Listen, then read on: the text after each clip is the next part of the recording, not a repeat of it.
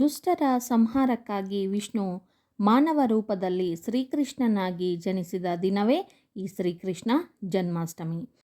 ಈ ಶ್ರೀಕೃಷ್ಣ ಜನ್ಮಾಷ್ಟಮಿಯ ಹಿಂದಿನ ಪೌರಾಣಿಕ ಕಥೆಯೇನು, ಶ್ರೀಕೃಷ್ಣನ ಜನ್ಮ, ತಂದೆ ತಾಯಿಗಳು ಎಲ್ಲವನ್ನ ತಿಳಿಯೋಣ. ಅದಕ್ಕಿಂತ ಮುಂಚೆ ಎಲ್ಲರಿಗೂ ಜ್ಞಾನ ಬೆಳಗು ಯೂಟ್ಯೂಬ್ ಚಾನಲ್ಗೆ ಸ್ವಾಗತ ಹಾಗೂ ಎಲ್ಲರಿಗೂ ಕೃಷ್ಣ ಜನ್ಮಾಷ್ಟಮಿಯ ಶುಭಾಶಯಗಳು. ಈವರೆಗೂ ಯಾರು ನನ್ನ ಚಾನಲನ್ನು ಸಬ್ಸ್ಕ್ರೈಬ್ ಮಾಡಿಲ್ಲ, ದಯವಿಟ್ಟು ಸಬ್ಸ್ಕ್ರೈಬ್ ಮಾಡಿ. ಶ್ರೀಕೃಷ್ಣ ಜನ್ಮಾಷ್ಟಮಿ ಹಬ್ಬವು ಕನ್ಹಾ ಎಂದು ಪ್ರೀತಿಯಿಂದ ಕರೆಯಲ್ಪಡುವ ಭಗವಾನ್ ಶ್ರೀಕೃಷ್ಣನ ಜನನ ದಿನವನ್ನು ಸೂಚಿಸುತ್ತದೆ.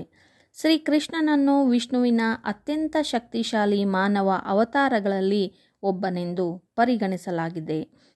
ಹಾಗಿದ್ರೆ ಬನ್ನಿ, ಶ್ರೀಕೃಷ್ಣ ಜನ್ಮಾಷ್ಟಮಿ ಹಬ್ಬದ ಆಚರಣೆ, ಅದರ ಹಿಂದಿನ ಕಥೆ ಏನು ಅನ್ನೋದ್ರ ಬಗ್ಗೆ ನಾವು ತಿಳಿಯೋಣ. ಕೃಷ್ಣ ಜನ್ಮಾಷ್ಟಮಿ ಅಥವಾ ಗೋಕುಲಾಷ್ಟಮಿ ಎಂದು ಕರೆಯಲ್ಪಡುವ ಈ ಹಬ್ಬವನ್ನು ಪ್ರತಿ ವರ್ಷ ಶ್ರಾವಣ ಮಾಸದ ಕೃಷ್ಣ ಪಕ್ಷದಲ್ಲಿ ಆಚರಿಸಲಾಗುತ್ತದೆ. ಕಾರಣ, ಕೃಷ್ಣ ತನ್ನ ತಾಯಿ ದೇವಕಿಯ 8ನೇ ಮಗು. ಅಷ್ಟಮಿ ಎಂದರೆ 8. ಈ ಕಾರಣಕ್ಕಾಗಿ ಕೃಷ್ಣ ಜನ್ಮಾಷ್ಟಮಿಯನ್ನು ಅಷ್ಟಮಿ ತಿಥಿಯಲ್ಲಿ ಮಾತ್ರ ಆಚರಿಸಲಾಗುತ್ತೆ.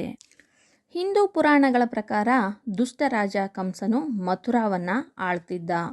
ತನ್ನ ಸಾಮ್ರಾಜ್ಯವನ್ನು ವಿಸ್ತರಿಸಲು ಅವನು ತನ್ನ ಸಹೋದರಿಯನ್ನು ಯದುರಾಜನಾದ ವಾಸುದೇವನಿಗೆ ಕೊಟ್ಟು ಮದುವೆ ಮಾಡ್ತಾನೆ.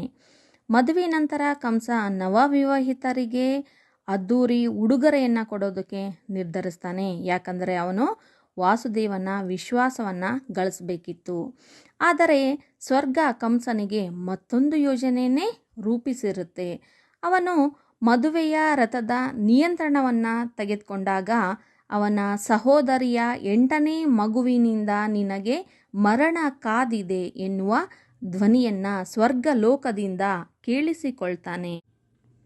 ಈ ಧ್ವನಿಯನ್ನು ಕೇಳಿದ ನಂತರ ಕಂಸನು ತನ್ನ ಸಹೋದರಿ ಮತ್ತು ಅವಳ ಪತಿ ವಾಸುದೇವನನ್ನು ಸೆರೆಮನೆಗೆ ಕಳಿಸ್ತಾನೆ.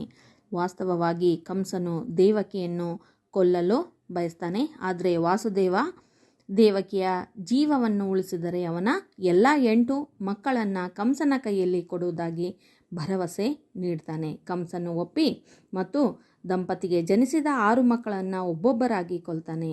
7ನೇ ಬಾರಿಗೆ ದೇವಕಿ ಗರ್ಭಿಣಿಯಾದಾಗ ಕುತೂಹಲಕಾರಿ ಸಂಗತಿಗಳು ನಡೀತಾ ಇದ್ದವು. ದೈವಿಕ ಹಸ್ತಕ್ಷೇಪದ ಮೂಲಕ ದೇವಕಿ 7ನೇ ಮಗುವನ್ನು ಅವಳ ಗರ್ಭದಿಂದ ವಾಸುದೇವನ ಮೊದಲ ಹೆಂಡತಿ ರೋಹಿಣಿಯ ಗರ್ಭಕ್ಕೆ ವರ್ಗಾಯಿಸ್ತಾಳೆ. ಈ ರೀತಿಯಲ್ಲಿ ದೇವಕಿ ಮತ್ತು ವಸುದೇವರ 7ನೇ ಮಗು ಸುರಕ್ಷಿತವಾಗಿ ಜನಿಸುತ್ತೆ. ದೇವಕಿ ಮತ್ತೆ ಗರ್ಭಿಣಿಯಾದಾಗ ಕಂಸ ಮತ್ತೆ ದಂಪತಿಗಳ ಮಗುವನ್ನು ಕೊಲ್ಲಲು ಚಿಂತನೆ ಮಾಡ್ತಾನೆ. ಆದರೆ ದೇವರ ಯೋಜನೆಯೇ ಬೇರೆಯಾಗಿರುತ್ತೆ. ಕೃಷ್ಣನು ವಾಸ್ತವವಾಗಿ ದೇವಕಿಯ 8ನೇ ಮಗು ಮತ್ತು ಭಗವಾನ್ ವಿಷ್ಣುವಿನ ಅವತಾರ. ದೇವಕಿ ಹೆರಿಗೆ ನೋವಿನಿಂದ ಬಳಲುತ್ತಾ ಇದ್ದಾಗ ವಿಷ್ಣು ಸೆರೆಮನೆಯಲ್ಲಿ ಕಾಣಿಸಿಕೊಂಡು ವಾಸುದೇವನಿಗೆ ನಿನ್ನ 8ನೇ ಮಗು ವಿಷ್ಣುವೇ ಆಗಿದ್ದು ಕಂಸನ ರಾಜ್ಯವನ್ನು ಕೊನೆಗೊಳಿಸುವುದಾಗಿ ತಿಳಿಸ್ತಾನೆ. ಆ ರಾತ್ರಿ ಗುಡುಗು ಮಿಂಚುಗಳಿಂದ ಕತ್ತಲಾಗಿರುತ್ತೆ. ವಿಷ್ಣು ಸೆರೆಮನೆಯ ಎಲ್ಲ ಬೀಗಗಳನ್ನು ಮುರಿತಾನೆ ಮತ್ತು ಕಾವಲುಗಾರರನ್ನು ನಿದ್ರೆಗೆ ಜಾರುವಂತೆ ಮಾಡ್ತಾನೆ.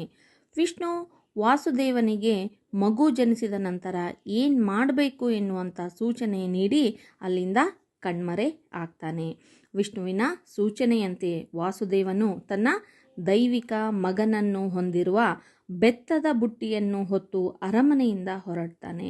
ಅವನು ಯಮುನಾ ನದಿಯ ತೀರವನ್ನು ದಾಟಿ ಗೋಕುಲ ಗ್ರಾಮಕ್ಕೆ ಬಂದು ಮಗುವನ್ನು ಗೋಕುಲದ ಮುಖ್ಯಸ್ಥ ನಂದ ಮತ್ತು ಅವನ ಹೆಂಡತಿ ಯಶೋದೆಯ ನವಜಾತ ಹೆಣ್ಣು ಮಗುವಿನೊಂದಿಗೆ ವಿನಿಮಯ ಮಾಡಿಕೊಳ್ತಾನೆ.